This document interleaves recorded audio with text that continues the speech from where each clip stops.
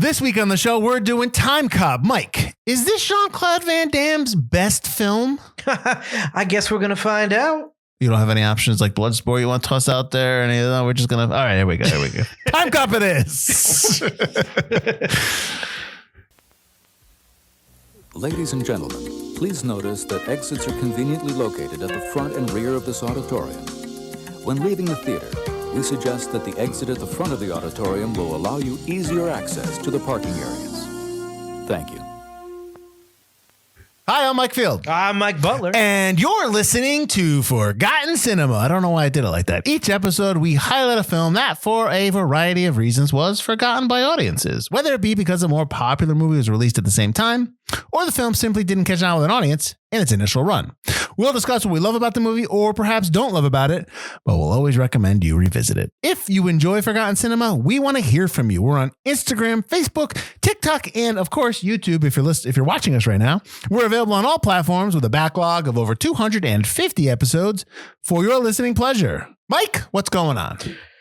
You know, not much. I got recruited. I was a police officer in Washington, D.C. I got recruited by this new special force. We're time enforcement agents. Ooh, TEC. TEC agents, and we go around and we police time travel, and it's pretty dope. Although it's also caused my wife to be blown up and killed, and me to be pretty miserable. My partner's dead. Internal affairs officer turned out she was corrupt. There's a guy about to be president who shouldn't be president because he's messing with time. Ooh. And it's just madness. But I do real good kicks, and I can split like there's no tomorrow, so that's cool. Yeah, you must be on Broadway. That's right. We're doing Timecop, JCVDs, that's why I wrote in my note the whole way. I will talk about this, but debatable whether this is his, I guess, most popular film, but best film that he's ever done. So let's get into it, and then that's how it's gonna go. Timecop, runtime of 99 minutes, rated R. Production budget of $27 million. Came out on Friday, September 16th, 1994. Opening weekend, it did $12 million. Domestic total gross was $45 million. International was $57 million for a worldwide total of $102 million. And I believe this is his highest grossing film ever. His only film that's gone over 100 million. Production company was Largo Entertainment, Signature Pictures, Renaissance Pictures, and Dark Horse Entertainment, and distributed by Universal Pictures. Dark Horse Entertainment because this movie is based on a comic series, which a comic I story. Never do. Interesting. So I was reading the notes. I was like, oh man, that's cool. We're not reading the notes. I saw it before I read the notes because they say it at the beginning of the movie, which I don't remember. Yes. So I said it came out on the 16th of September. Let's go back a week to the 9th, where you had in a wide release Trial by Jury, A Good Man in Africa, and The Next Karate Kid. That is with Hilary Swank when she does the grasshopper kick, and a limited release of Rapa Nui. The 16th did not have a wide release for Timecop. That was the only movie that was a wide. It was up against a limited run of Blue Sky. Quiz Show. Have you seen Quiz Show? I know of Quiz Show, but I have never seen it. I'm going to tell you right now, you have to watch Quiz Show.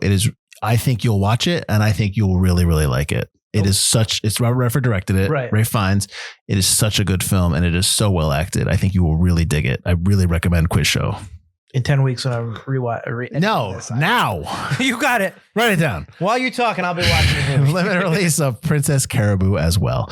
And a wide release in the week after, the 23rd, you had the Charlie Sheen film Terminal Velocity. Do you remember Terminal Velocity? When he's the sky jumper and he gets caught up in oh God, I watched it. Limited release of The Shawshank Redemption. I don't know if you ever heard that. And Sleep With Me. Now, if you're with our episode last week, you said I was going to talk to you about Sleep With Me.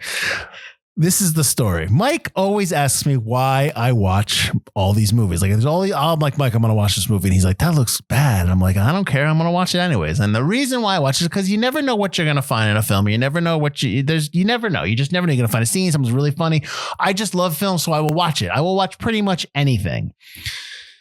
If you are, so Sleep With Me is Craig Sheffer, Eric Stoltz, Meg Tilly. They're like a love triangle kind of thing. And there's a bunch of other people in there. Todd Field's in there. Todd Field's the director of more recently Tar. He's also did In the Bedroom. He was an actor for a long time. He still is. And there's a couple other people in there. And if you ever watch online, you see clips from movies, and there's always that clip or that scene, and Mike knows what I'm talking about, from when Quentin Tarantino was at a party, he's talking to a guest, and he's talking about the homoeroticism in Top Gun and how Iceman and Maverick love each other and all that stuff. And it's a big speech, and it's really funny. And I know Mike has seen that online. Right, yeah.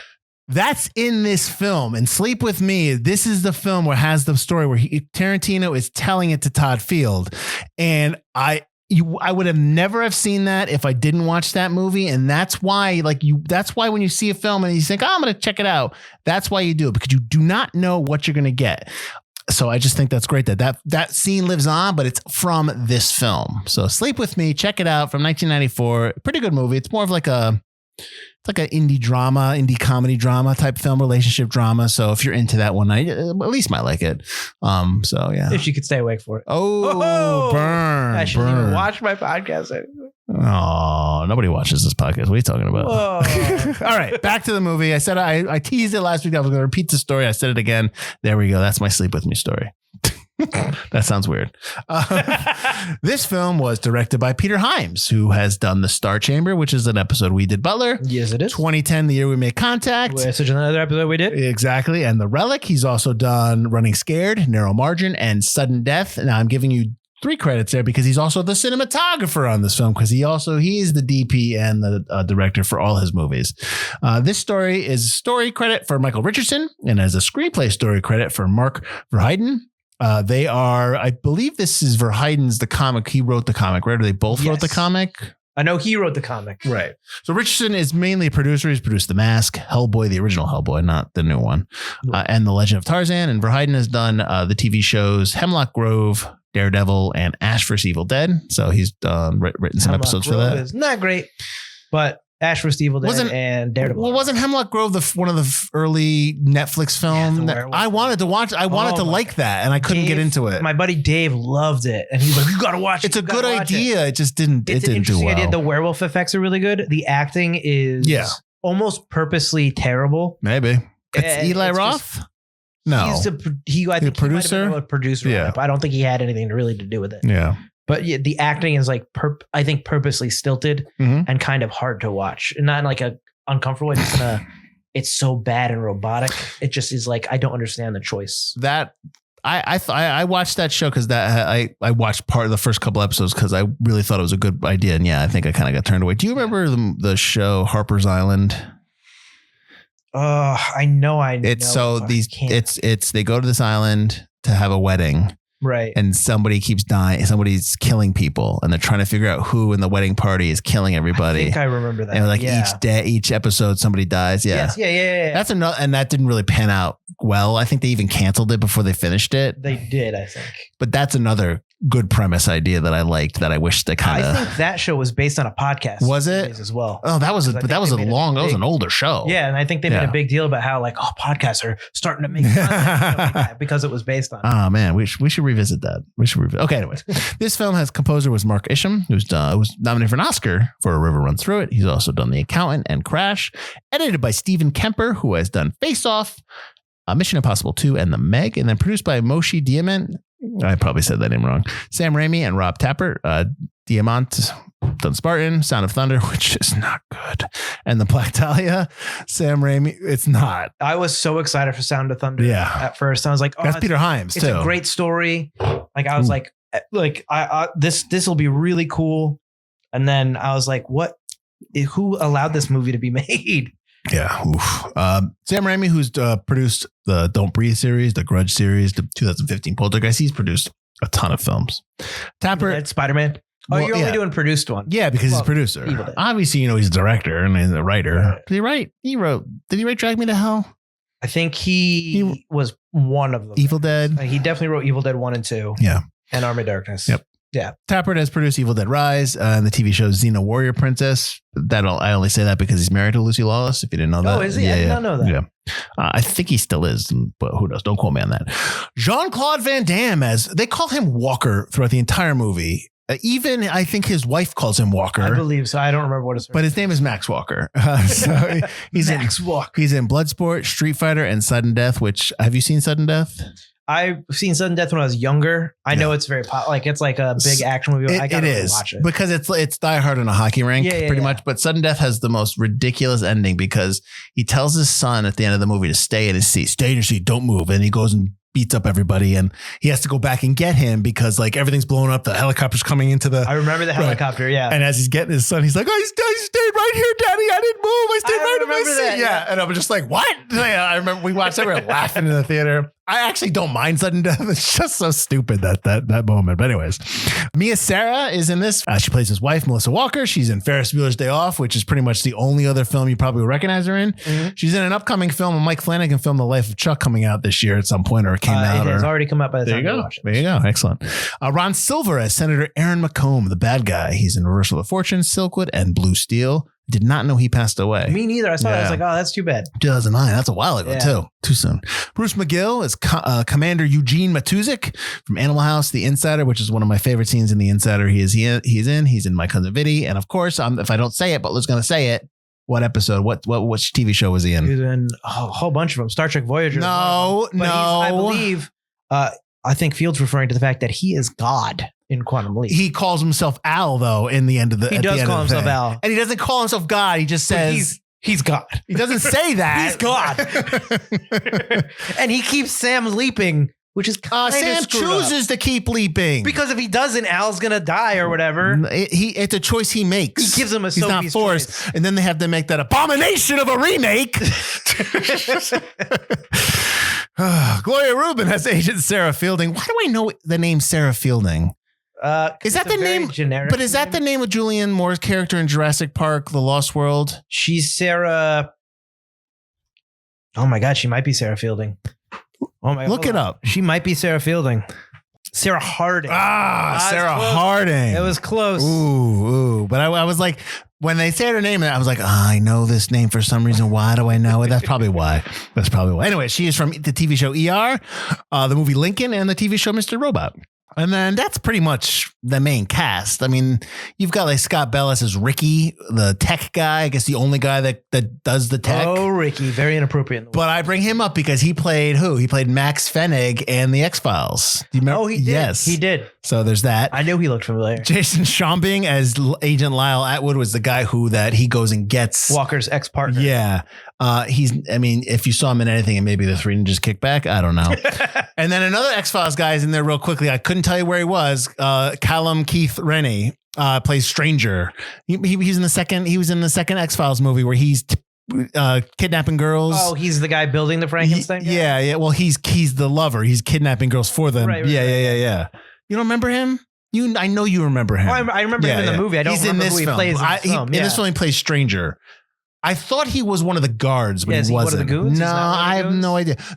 The goons, like the dude with the big, ridiculous hairstyle and the giant. Oh, the big guy? Yeah. He's like not even listed. He's like probably like, he doesn't have a picture. So I'm like, so it's hard to find him. Yeah. And he doesn't have a name. So I think it's just like big dude, protector guy or something like that. Something like that. Anyways.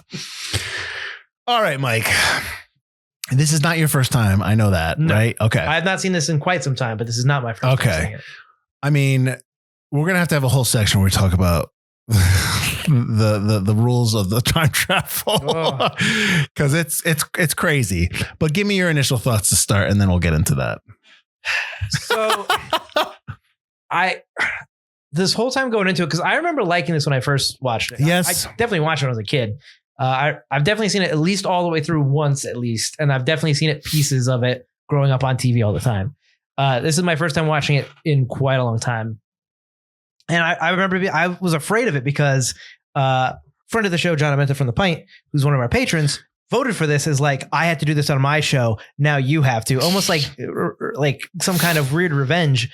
So I was like, wait, is Timecop not enjoyable?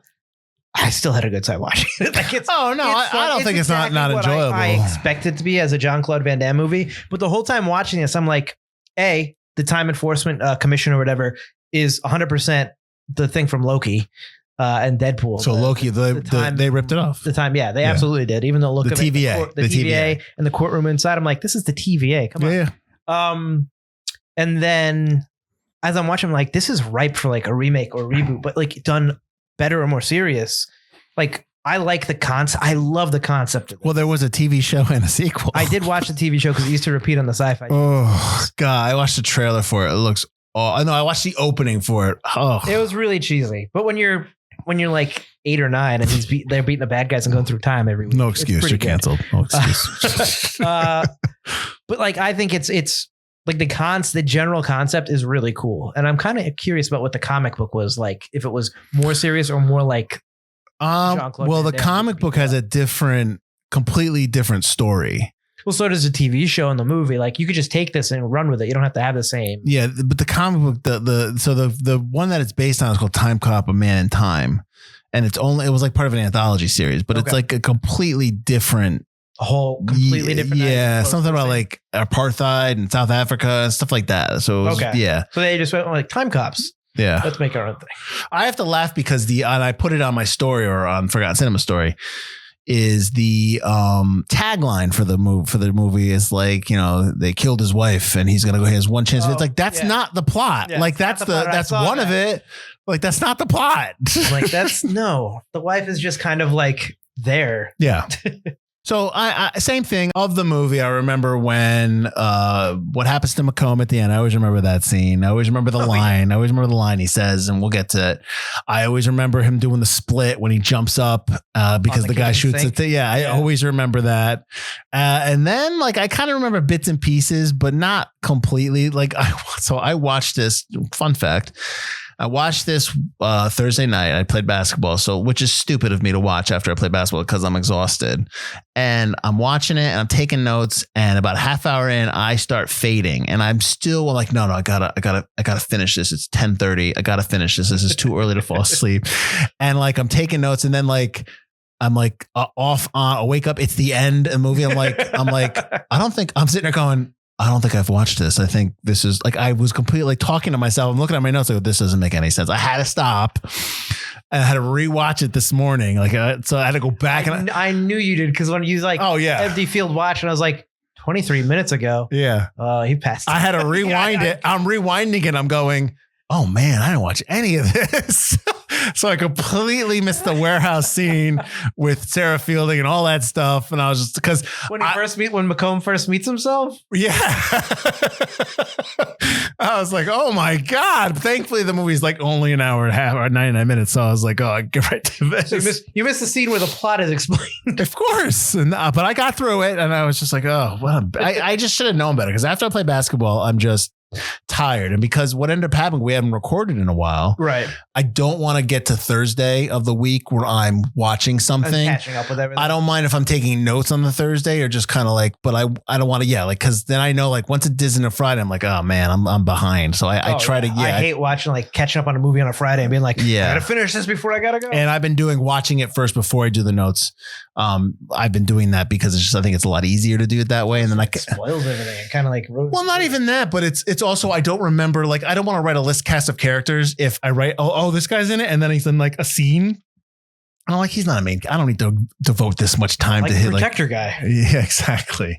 So, but yeah, anyway, so that's my little story there. But I still enjoyed it. There's obviously some stuff. Let's talk about the time travel. Okay. And my biggest question, or one of my bigger questions, is explain to me why they're in a ship when they go back in time. And then when they show up in time, they're just walking out. Where does the ship go? Why do we do this thing where they're in such, no, give me any reason. They're in such pain going back in time. And when they come through, they're just like, hey, what's up? Like, what? It doesn't make a lick of sense. I don't understand it. I mean, I get going back in time probably hurts. Your molecules are being spread and you're going to another place. They don't even bother to explain that. Yeah. But the fact that the vehicle's there and then not there, it's like you're in the vehicle. Why doesn't the vehicle come? Where does the vehicle go? The vehicle is what's going back in time. You're just inside the vehicle. Doesn't make any sense. And it's like, it's not like, oh, it's cloaked because they fall out of it or he just walks out of the bubble like, bah, bah, bah. Yeah. Unless a deleted scene and they're just like, hey, it cloaks itself. No, but like, again, you need to put that in there. It makes absolutely no sense. Right. I get that it's got to go fast because it's time travel, but it goes really fast in a very short amount of time. Yeah. Like, apparently. like, So that and you can't go into the future, which is because it hasn't happened yet. Right. But that's right. I was just going to say that's theoretically proven to be false because you can't go into the future. Yes. If it would just be the future from that point. And, you know what I mean? Like if I go into the future now, it's from this point on, but so bearing in mind, whatever happens. If I come back and change something, that future is going to change. Depending on your point of view. But right. Yeah. In Timecop. If I go in the future now, a week, okay? Let's say I go in the future a week. Okay. Into this, so we're going to. Yeah. I come right back, punch you in the face. I go into the future again a week. The future's changed. It's a week because I punched you. Or is it the same? Because I know, because if I always would have punched you. Yeah, I know. You had already punched you. But yeah, if we're talking about you can change then yes. Yeah. There's a lot of changing going on in the future. A lot of changing too. The whole thing, they talk about it in the beginning of like a butterfly effect of like you breathe wrong or you fart wrong in the past, like it's going to change everything. They assassinate, like the beginning, they assassinate like 12 Confederate members. Well, They steal the bullion, which, okay, fine. You didn't notice everything changed because clearly only the person that changed time gets to know things change. But why is that? Because they don't have any kind of protection that we know of that would stop them from knowing what's going on, which means that Jean-Claude Van Damme at the end of the movie, when he meets his son, doesn't know who his son is. And he's missed 12 years of or 10 years of his son's life. Right. Why does that? Like, I like the fact when he kicks Ron Silver's character McComb and the scar. That's a cool thing. But I'm like, that kick did not look like that would produce that scar. You know what I mean? I was like, come on, that's a little bit too much. And he wasn't going to fix it. He's not going to get it done. We're in the future here. He's not going to get something done, whatever. I do like the line, like, do me a favor, lay off the candy bars. Yeah, that's fine. I want to talk about McComb's plan here to die in the house when it explodes. I have no idea what that's about because you're creating a loop. You've ended your life. Die in the house every time. You'll never become president. Yes. There's no alternate version of you. I don't understand why he says that. I had that note going, so you're just in an infinite loop of exploding in a house for the rest of your life? You're never going to become president. Yeah, exactly. Oh, God, that's so bad. You're going to live your entire life knowing that you explode in a house. I feel like the screenwriter writes that and then Hyams is like, is that accurate? He's like, yeah, it'll be fine. Don't worry about it. I mean, like, but let's be honest. I'm not there for that. I'm there for the Jean-Claude Van Damme stuff, I guess. But like the first time you watch it, you're on another watch, you're just like, I don't even know if I picked up on that on the first watch. I think I was just like, oh, cool. Yeah. Now because he gets pushed in and you're just distracted by the goop guy. Yeah. But yeah, when you watch it again and taking notes, it's like your plan is to die and let your past self work his way up to. He'll be president, but you had to come back at some point. Like he can't be president because you have to come back. Yeah, you've left past Walker alive. And another thing too, like he goes, so his plans to go back to take over the company, Dianetics or whatever it is. Oh, that made no sense either. That's also the guy that made the chip. You killed the guy that made the chip. I know. He shoots him and I'm like, wait a minute. Like not only did he shoot him, the entire factory is destroyed in this fight. You never believed in my product. I can get there because the whole thing is it's not getting there. McComb wants out at the pass. Yes. So he hasn't made the chip yet. And you shoot the guy that's going to make the chip in the head. You're never making the money. Yeah. And the chip is apparently essential for the time travel to begin with because it's what your program and your operating system runs on. Yeah. I just what? Yeah, it makes no sense. So the time travel in this movie makes no sense. Clearly, let's talk about Van Damme. I like the fact that they make fun of he can't speak English real well. Right. Like she makes that comment. She makes fun of his accent. And I don't mind him in this, but there's one thing I want to ask you. So his big line in this movie is, I'm still kicking. I must be on Broadway. That's how he says Broadway. He says it like Broadway. Yeah. Ron Silver says it that way too. And it's not Broadway. It's Broadway. Yeah. And my question to you is, do you think they had Silver say it like that to match way Van Damme says it? Oh, maybe. They also say "Have a nice day" twice. Yeah, I was like, when he says the line when he's about to like zap the guy, and he's like 50,000 volts, motherfucker, and then he goes, "Have a nice day," and then at the end he goes, when the guy freezes, he goes, "Have a nice day." Yeah, like, you used that joke already. The lines. My note here is the lines are bad. Like when he jumps, when they have him fall, he's like, "Poor bastard," and they zoom in him. Tomorrow might have been a better day. I'm like, what? Who cares? Why? Shut up. Who are you? He also went from having an Irish accent to no Irish accent. I was like, okay, so he's an Irish cop. He goes like, tomorrow would have been a better day. It's like, what happened to your Irish accent, dude? and then the Broadway line, I like the line, but it's so stupid. But then there's that line that big guy tells him twice. He's like, "You're a bright guy. Why don't you sleep on it?" Dude, at the copy. that's a terrible line. Like, I feel like this movie is a direct reflection of all movies in the mid 90s that have to have the one-liners? From the success of Die Hard and the way Bruce Willis was as John McClane, all these action films have these like smart aleck remarks now. And I get it, some work, but like this one does not at all. That's how the Volmers will do it. I don't give a shit about the Volmers. I don't get who the Volmers are. Oh, so when they first go into Fielding and him are going back in time, which he just gets a new employee, or gets a new partner for nowhere. She's not a partner. No, She's Internal Affairs. Oh, right. But out of nowhere, she shows up. But anyways, regardless. Right. And they go back in time. The guy's like, they're walking. He's like, "Oh, you do look like the Volmers. Oh, I'll have to ask him." And he's like, well, who are they? They're the two bloodstains on the wall over there. Oh, so they're they died because they screwed up the thing. What she's like, what happens if it doesn't? And then so then like she puts the gun on Macomb and he's like, "That's how the Volmers would do it." Like, first of all, he doesn't know what you're talking about, and second of all, that's a stupid line. Like, what are you saying? Like, these lines are just dumb. I do like it after he goes, "Have a nice day," and then he looks at Macomb. "You're right. I should have said freeze." Oh, that whole thing was bad. So bad. I was like, I like that. The whole thing before was bad too. He's like, "Freeze." He's like, "Well, that's really a misnomer because you say freeze." I hate that. I hate it. It's a freeze, but I'm in motion. Really? What is this? I hated that. I mean, just go. What did you just watch Raising Arizona and you saw how they do it the right way in that movie and you decided that you were going to try to do that joke here? No, that part is terrible. I don't like that. Yeah, no, I meant when he says "Have a nice day" and the guy freezes and he turns around and Macomb's there and goes, "I should have said freeze."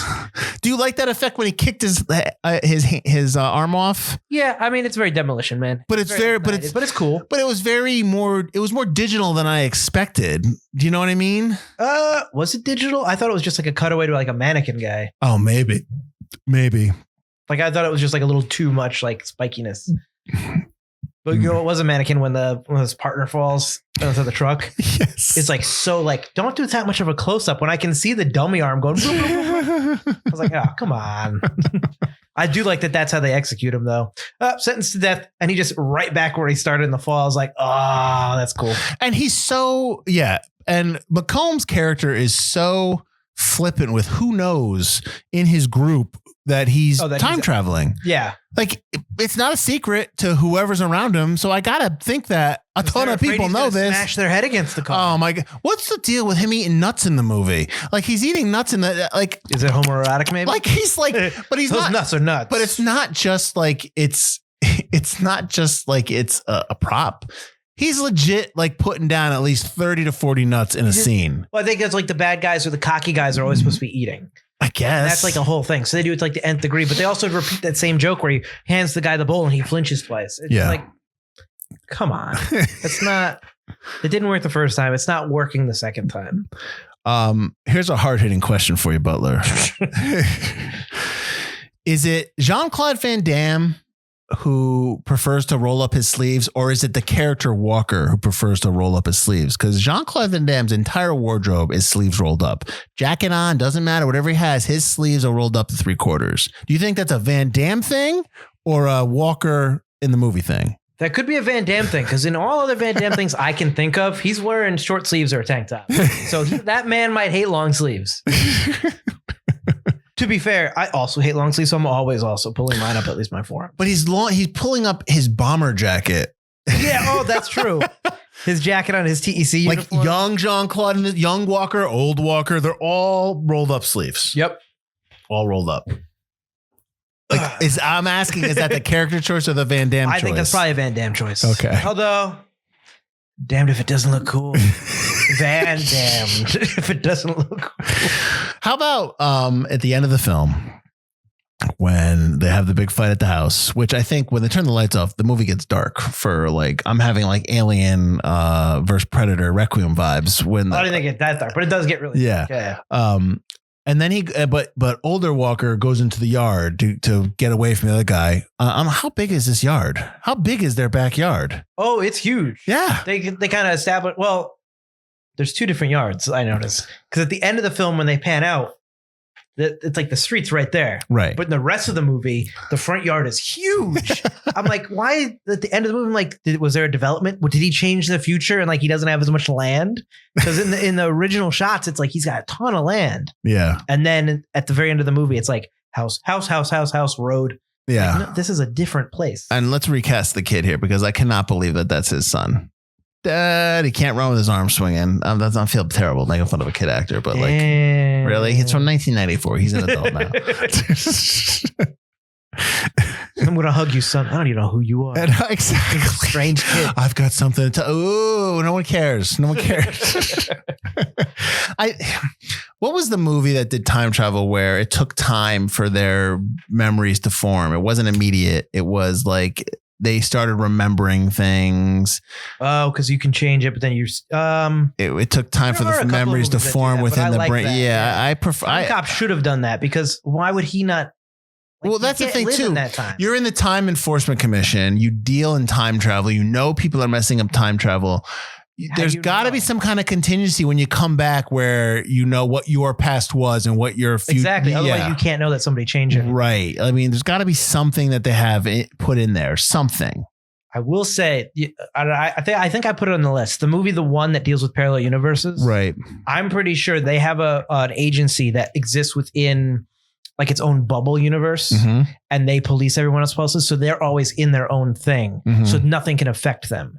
And I think that's what like the TEC should be. It should be like we built this out of time. So you're never in the present. You're never in the future. You're somewhere that can't be affected by changes. And that's how we can tell what changed or not. Because you go back in time. It's like, oh, someone changed the past. How do you know? Yeah. Someone stole these gold bullions.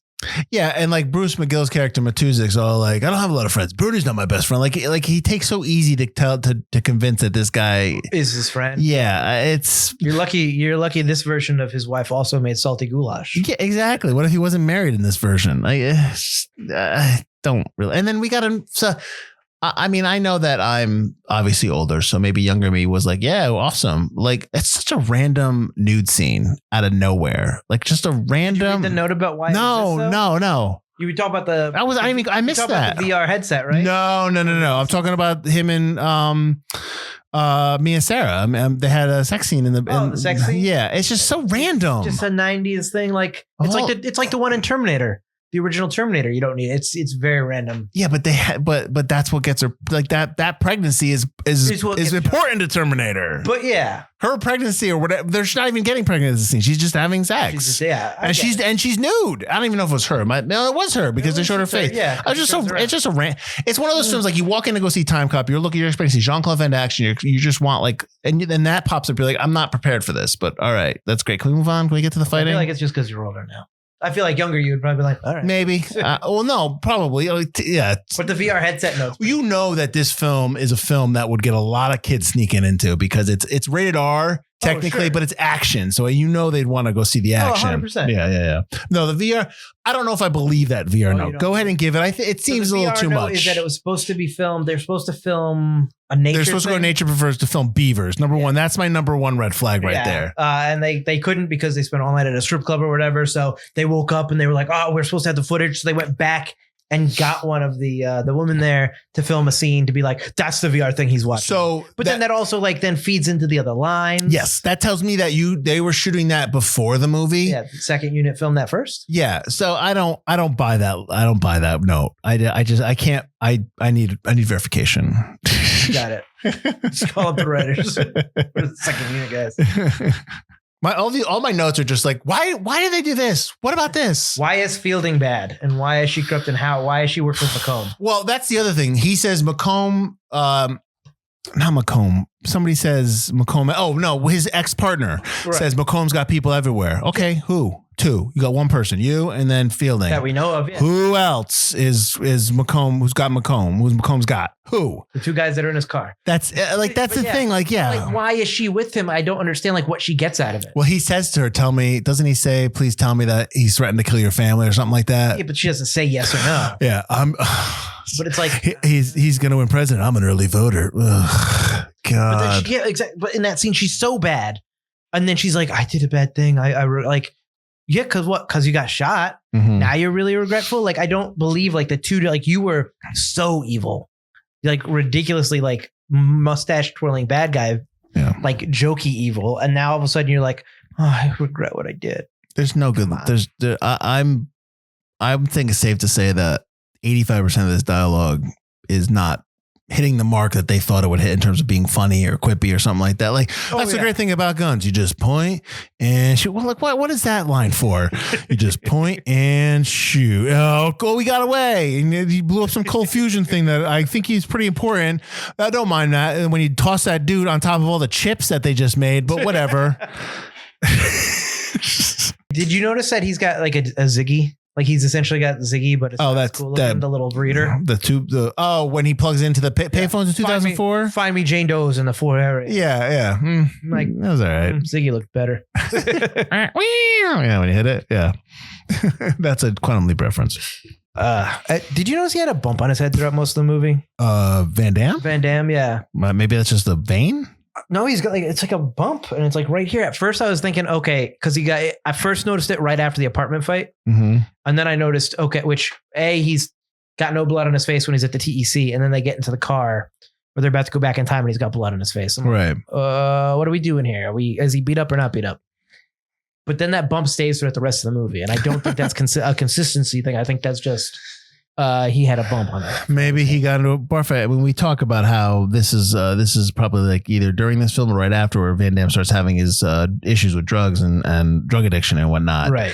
This is kind of almost like not the beginning of the end, but this kind of is his peak, and then his career kind of dips a little because he's got the drug issues, addiction issues. He's got a couple of like he's got some anger issues. Yeah, there's some. I always remember the story about his bodyguard knocked him out or something like that. He obviously I believe in real life he has I don't think it's bipolar disorder, but something similar to that. No, he's definitely got his life turned around, I believe, right? He does, but he still has bursts because I think I saw on Instagram he still grapples with an emotional like not just the drug. Like he actually got like bipolar disorder. Yeah, okay. Well, all good, you know. But he does this is his peak because he made it his peak. Because of the addiction, he made a choice that kind of tanked his career. But after this movie, so my note here, after this film, the studio offered him a 3-picture deal and he would get $12 million per movie, which he had gotten $8 million for Street Fighter. So it was obviously an increase, but he demanded $20 million per film because Jim Carrey was getting $20 million per film. And obviously they said no, because if you compare Carrey's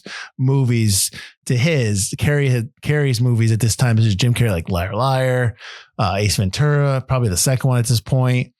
When was Grinch?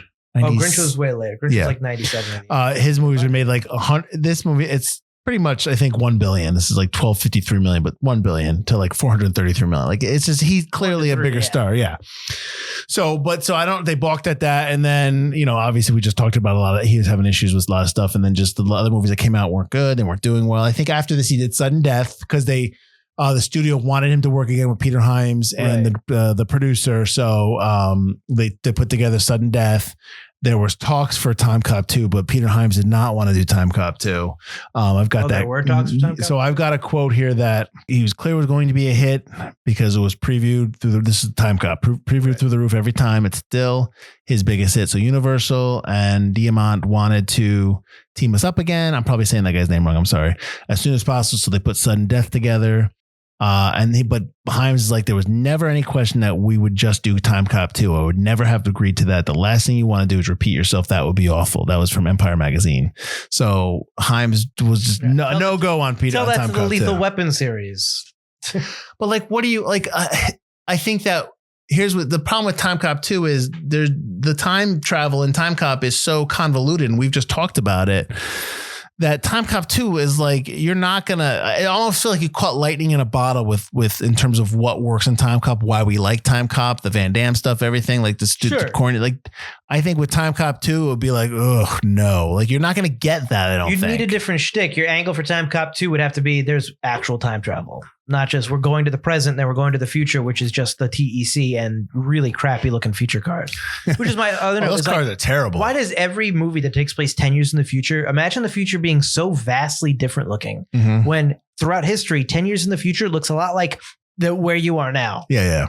Like, it's not that different. No. I don't understand why people like take it to the nth degree. Well, also, those are the only two cars they show that are terrible. If you look when the car's going and it's going down the road and it's going to his house, the cars on the side of the road are regular. Yeah.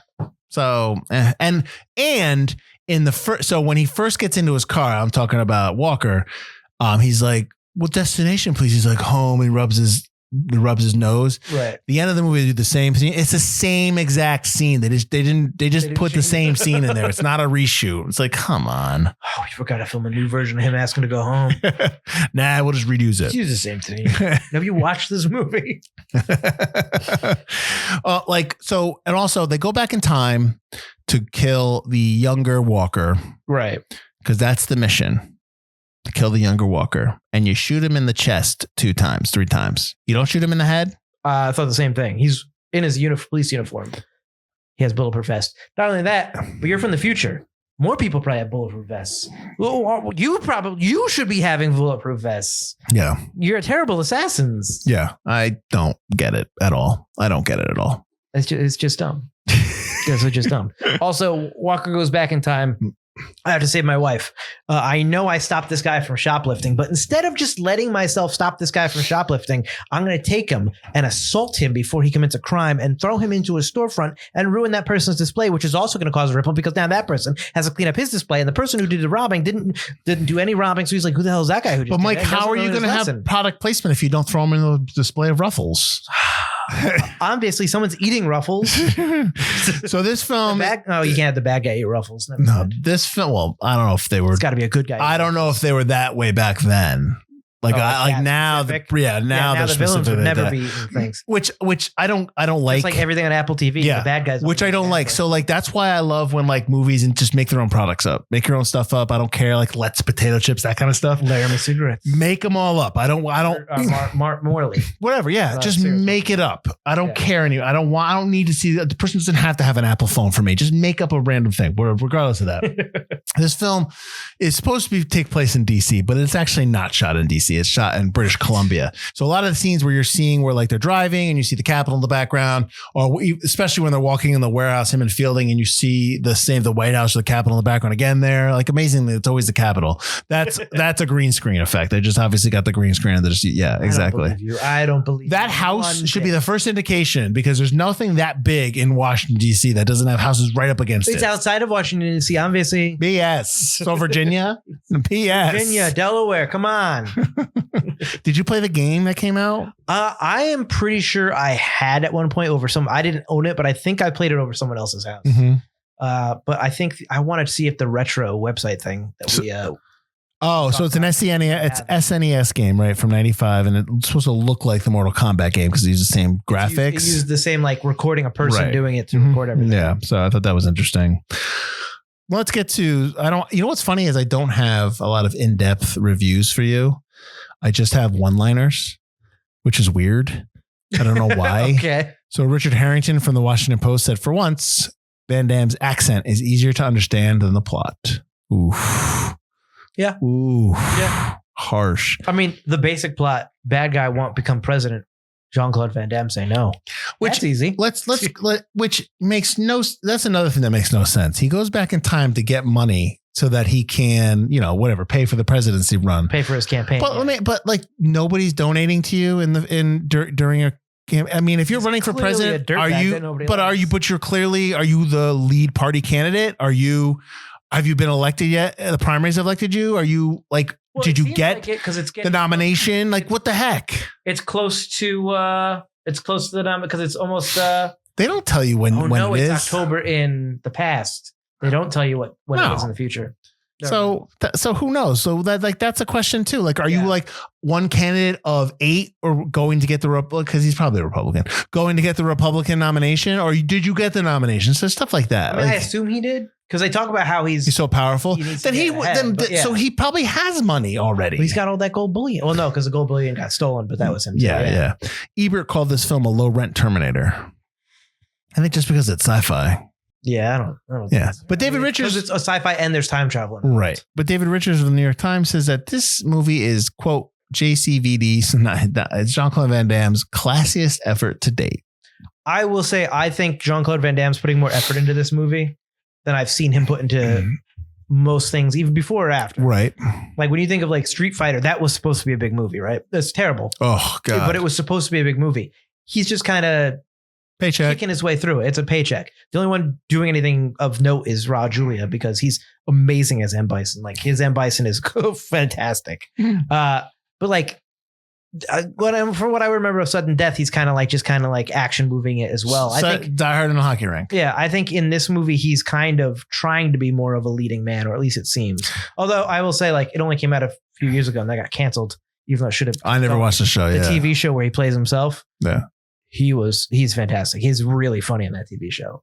Well, let's put the TV show aside.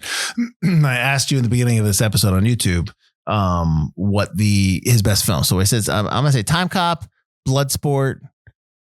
I mean, I guess Sudden Death. I have to watch it again. I haven't watched Sudden Death in forever, but Hard Target. Oh, I'd probably put Sudden Death over Hard Target, but I would have that same list in same order. Lionheart. I never saw Lionheart. It's kind of like Bloodsport, except it's like. It's kind of like Bloodsport. Bloodsport's really good, but I think I like Bloodsport more because it's kind of based on him a little bit. Yeah. So I think that kind of gives it a leg, but I think Timecop's still his best. I mean, I'm not counting. He voiced a character in Kung Fu Panda. I'm not counting that. But yeah, I mean, like those are the only movies that I think of that are like he's in the Expendables, but I don't like those movies. Oh, come on. Yeah, Expendables is the first one is okay. The rest of them are just part of the first one is Terry Crews with the machine gun. That's the only thing I really remember. The first one because the first one's in earnest and it's okay, and then all of a sudden it became like, who else can we put in this movie? Throw them in. Yeah. And they're not. I mean, yes, I've watched all of them. Watched the first and second one. So, I mean, are you recommending Timecop to people? Anybody who loves cheesy 90s movies like I do and maybe didn't watch this or doesn't remember it. Yes. I mean, it's the most, I mean, like I said, the bone, like the concept is interesting, but like it is exactly like if you imagine, like, give me the most generic version of a Jean-Claude Van Damme movie. That's like if Demolition Man wasn't somehow really good, what would it be? It would be Timecop. And it's like, it hits all those notes. It doesn't succeed at any of them, but it's super enjoyable just because it's like, I love that kind of like Strange Days. Although Strange Days is really good. Yeah. But the thing I love the most about Strange Days is it's like, this is a movie I used to like really like eat up when I was a kid. Like that kind of weird future 90s like vision. I think that's really cool. Mm-hmm. So anybody who has that kind of opinion or that kind of like enjoyment of those kind of films, this is for you. If you can't, like you say, shut your brain off isn't a good word to say. I used to always say that. If you enjoy that, like if you can enjoy it for what it is, like it's supposed to be that way. And yes, the one-liners don't necessarily hit like other things like Die Hard and stuff. They're not good. But that almost makes it just as enjoyable. Like I've been thinking have a nice day all day just because it's having a nice day. And it's just like, it's so dumb. And I love it in the worst kind of way. So I think it's enjoyable there. But if you're like, I only like highbrow cinema, or I only like things that are modern, and it's clearly not modern. Or if you tell me, yo, it's just ripping off the TVA, and I'm like, it came first. Then this is not for you. I can't stand people that give me I can't stand people that won't watch movies that are older because there's a lot of them. I get it, but those aren't. But honestly, brother, those aren't cinephiles. Those are just casual movie people. Sure. If somebody's from the 90s, it's like it's not slow. Like I don't watch stuff from the 70s or 60s because it's slower. As you should. I get it. I understand. But this is the night. It's not like it's slow. It's just you don't want to watch it. It's stupid. But yeah, so I would recommend it to those people. I think I would recommend it to people that like Jean-Claude Van Damme, that like his films. I saw Bloodsport. Give me another Van Damme film. There you go. Timecop. I think that's what I would say. I just think it's hard to, like, I think a lot of people who've seen Van Damme probably saw Timecop. Like Van Damme. Yeah, probably. Or saw Bloodsport already, or Sudden Death. Yeah, or Hard Target. I believe they are rebooting Bloodsport with another fighter. Well, Bloodsport is such a film of the time, but it's also a film that nobody was in there that you knew. And it was a film that you watched and you were like, oh my God, this is awesome. Look at these guys fight. Like it was it was almost like an indie action film. It's like, you can't remake that magic. You can't remake that feeling of when you first watched it. Like that's what people just don't understand. Like when they're like, oh, we're going to reboot or remake it. And that's why we didn't do an American version of The Raid and we didn't end up filming. We don't need it. We didn't need it. We don't need it. You don't need that. Any of that. I don't like, I don't get it. If you haven't seen The Raid, watch The Raid. I've never seen the second one. I know it's good. I know it's better. I know. I think I saw the first one and then maybe I did. Maybe I don't remember it. I probably have to go back and watch The Raid. I've been thinking of putting it on our list because I watched a trailer for a video game that's supposed to be like they're trying to make The Raid, but in a video game. Right. And I was like, oh, that's a good one for our list because I think a lot of people haven't watched Raid because it's foreign and it was only in theaters for maybe a week or two, but it is phenomenal. We did Hard Boiled. I mean, yeah, it's in that vein. Yeah. And I think it's definitely what partly inspired the John Wick franchise. So I think it's good to look back at that. So is that why Timecop's forgotten? Because it's from 94? It's old? I think it's old. Like I said, I think the concept is good, but then you have a failed TV show. Yeah. Which wasn't very good. You had a sequel that was direct-to-DVD. Right. Ugh. But I think, everybody loves to mine things and nostalgia and go back and remake things because they're like IPs. And we talk about how you should go back and do things that maybe weren't great and do them better. Timecop's such a good concept. I think you can really take that. But I think there's other time travel films that do it better. But that's the thing. Those don't need reboots. True. But those. Why it's forgotten. 100%. Demolition Man, Terminator. This is the same year Pulp Fiction comes out. Yeah. Like there's just other movies. It's out already, right? This is September. Didn't Pulp Fiction come out in the summer? Yeah. So I think that you're getting toward other kind of cinema. And Shawshank. Adult cinema. Yeah. Yeah. Shawshank being right next to it. Other movies that, yes, did well when it came out, but you have other movies that have stood the test of time around the same time and that overshadows it. Yeah. Yeah. Yeah. Yeah. Yeah. I'm still kicking. I must be on Broadway. Have a nice day.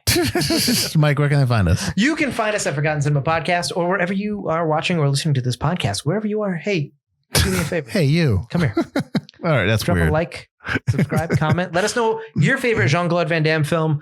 And it better not be Street Fighter unless it's because of Raj. Because obviously, yes. And let me know if you also saw the Jean-Claude Van Damme Amazon Prime show because I have never met anyone else who watched it other than me and my fiance. She loved it. They have to watch things together.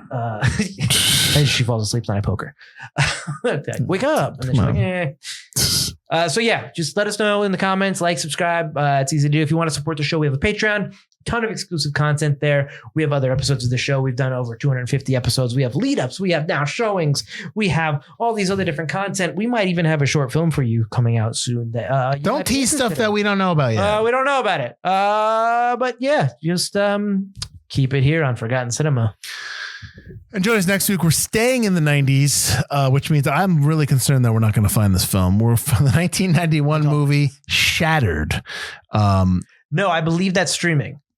Okay. I thought you were about to tell. I thought you were about to tell me no, that's not our next movie. I thought I screwed up the list. No, you're right. I'm pretty sure I've seen this on a screen. So now I have seen this film and I always really liked this film. And this is a film that has a twist at the end. So we're going to spoil it next week. And I never saw that coming. And I'm wondering if it's because I was 16 or 17 when I saw it. So I'm really worried that I'm not going to like this movie as much as I did when I first saw it. I'm concerned. I'm really excited to watch it because I watched a trailer for it while researching one of our movies a couple years ago. And then after that, you brought it up. Yes, because I really like it. And then we've brought it up like 3 or 4 times after that. So I'm like, this has been in the back of my mind for so long. And I'm like, I can finally. I'm really concerned that I'm not going to. This is actually directed by Wolfgang Peterson, which I did not know. Really? Yeah. Then it can't be bad. Oh, don't say that. So that's next week's Shattered. Hopefully we'll be able to find it. Mike says we will. Thanks. Until then, thanks for listening. Thanks for watching. I'm Mike Field. I'm Mike Butler. And this has been Forgotten Cinema.